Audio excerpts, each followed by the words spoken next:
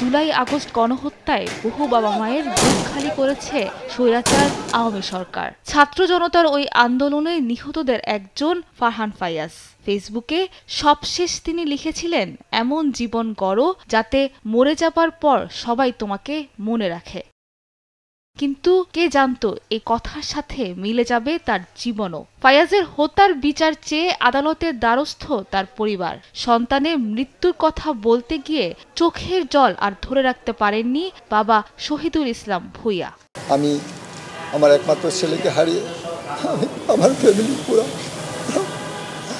আমরা এমন ব্যথা ব্যথিত, পিতার কাঁধে ছেলের লাশ, এর চেয়ে ভারী বস্তু পৃথিবীতে আর কিছু নাই। বৈষম্য বিরোধী ছাত্র আন্দোলনে গেল 18 জুলাই পুলিশের গুলিতে নিহত হয় রেসিডেন্সিয়াল মডেল কলেজের ছাত্র ফারহান ফায়াজ। এ ঘটনায় মঙ্গলবার আন্তর্জাতিক অপরাধ ট্রাইব্যুনালে সাবেক প্রধানমন্ত্রী শেখ হাসিনা সহ 54 জনের বিরুদ্ধে অভিযোগ দায়ের করে তার পরিবার।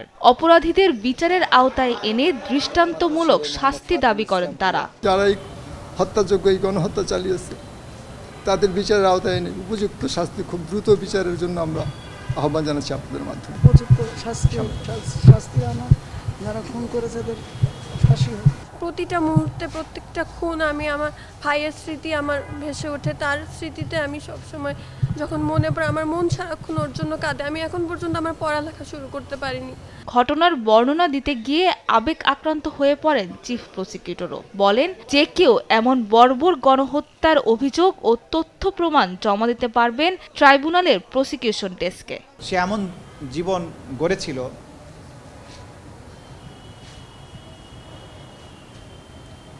যে জীবনের কথা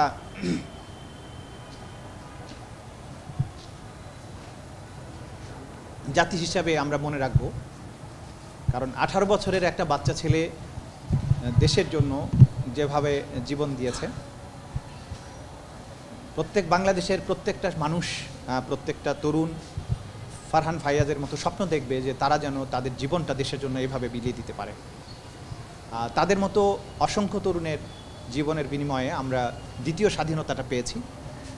তার মা সেদিন বলেছিলেন টেলিভিশনের সামনে, মিডিয়ার সামনে, যে this is my son, he is dead now, we want justice.